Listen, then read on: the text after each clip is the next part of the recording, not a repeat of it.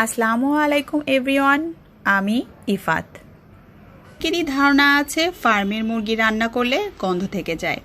এই ভাবনা থেকে একটা সময় আমারও রান্না করা হতো না, কিন্তু যখন থেকে এই সহজ আর পারফেক্ট রেসিপিটা জানতে পেরেছি, তারপর থেকে এই মুরগির রান্নাটা আমার বাসার সবার খুব পছন্দের। তাহলে আর কথা না বাড়িয়ে চলে যাচ্ছি রেসিপিতে।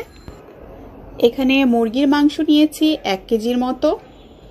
মাংস ভালোভাবে পরিষ্কার করে পানিতে ধুয়ে সামান্য হলুদ গুঁড়ো ও লবণ দিয়ে মাখিয়ে রেখে দিচ্ছি আধা ঘন্টার জন্য।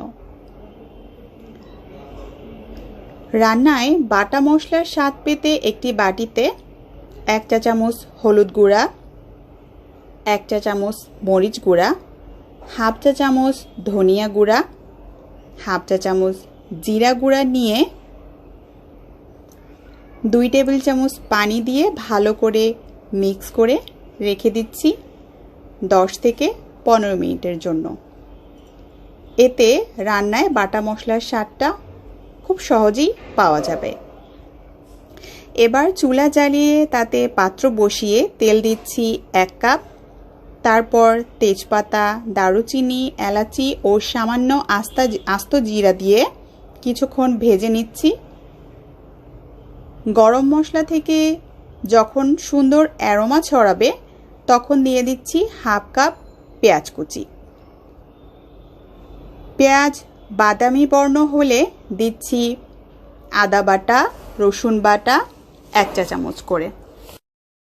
আদা রসুনের পরে যে মশলাটা গুলিয়ে রেখেছিলাম সেটা দিয়ে দিচ্ছি পরিমাণ মতো লবণ। এরপর খুব ভালো করে মশলাটা কষিয়ে নিচ্ছি তেল উপরে ভেসে আসা পর্যন্ত। মশলা কষানো হয়ে গেলে দিয়ে দিচ্ছি ম্যারিনেট করা মুরগির মাংস।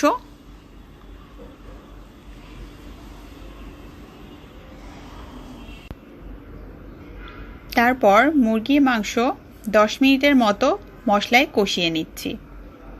মাংসটা যতটা সময় নিয়ে কষানো হবে ততই এর যে গন্ধ ভাবটা থাকে তা দূর হবে ও স্বাদ বাড়াবে। এরপর ঢেকে মাঝারি আঁচে রান্না করছি 10 থেকে 15 মিনিটের জন্য। এই রান্না কোনো ধরনের আমি পানি ব্যবহার করছি না। মাংস থেকে যে পানি বের হয়েছে তাতেই রান্না হয়ে যাবে। 15 মিনিট পর পানি শুকিয়ে তেল বের হলে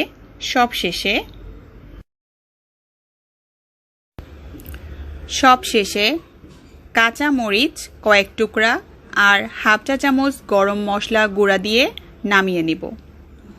তাহলে দেখতেই পেলেন কত কম সময়ে একদম সহজ উপায়ে ফার্মের মুরগি রান্না করা হয়ে গেল।